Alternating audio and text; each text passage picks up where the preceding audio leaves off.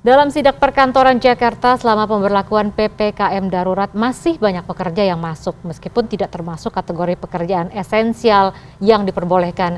Tidak hanya itu, sejumlah tempat makan dan minum juga kedapatan masih menimbulkan kerumunan. Di kawasan Kelapa Gading, Polres Metro Jakarta Utara menggerebek kafe yang mayoritas didatangi oleh warga negara asing. Polisi menetapkan 2 orang pemilik usaha sebagai tersangka.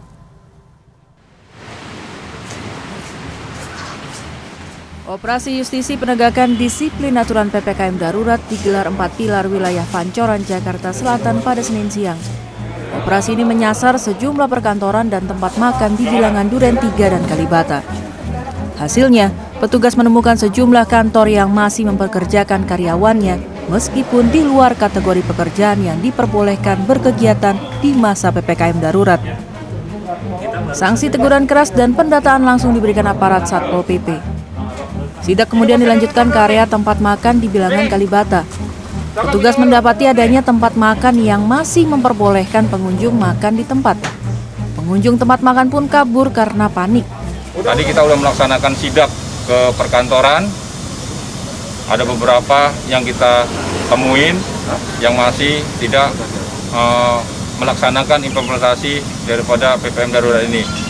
Begitu juga tadi dengan para pedagang, ada yang masih makan tidak take away.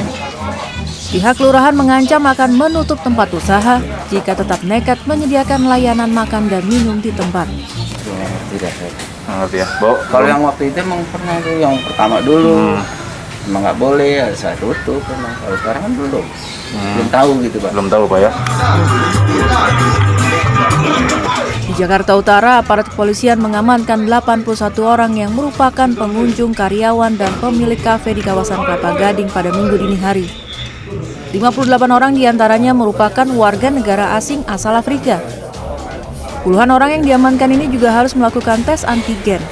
Hasilnya, 4 orang dinyatakan reaktif dan dirujuk ke Wisma Atlet Kemayoran.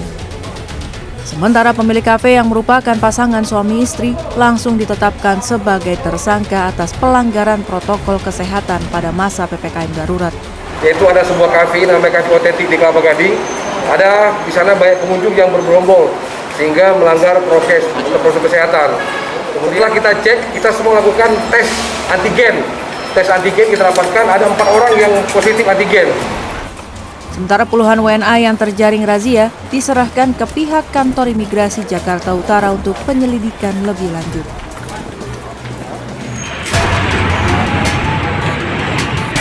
Nekat buka di masa PPKM darurat, puluhan toko di sejumlah pasar dan pertokoan alun-alun utara Keraton Solo Senin siang disegel. Penyegelan dilakukan secara langsung oleh Wakil Wali Kota Solo Teguh Prakosa. Sidak yang dilakukan bersama Satpol PP, personel TNI dan Polri ini mendapati sejumlah toko yang tidak termasuk kelompok esensial tetap buka. Tindakan penyegelan toko pun langsung dilakukan, melarang toko untuk beroperasi hingga 20 Juli 2021 mendatang. Sejumlah pedagang mengaku kecewa, apalagi kondisi saat ini juga masih sepi penjualan. Namun Pemkot Solo memastikan akan terus melakukan sidak di seluruh wilayah kota Solo dan akan melakukan penyegelan usaha non-esensial jika tetap nekat buka. Tim Liputan CNN Indonesia.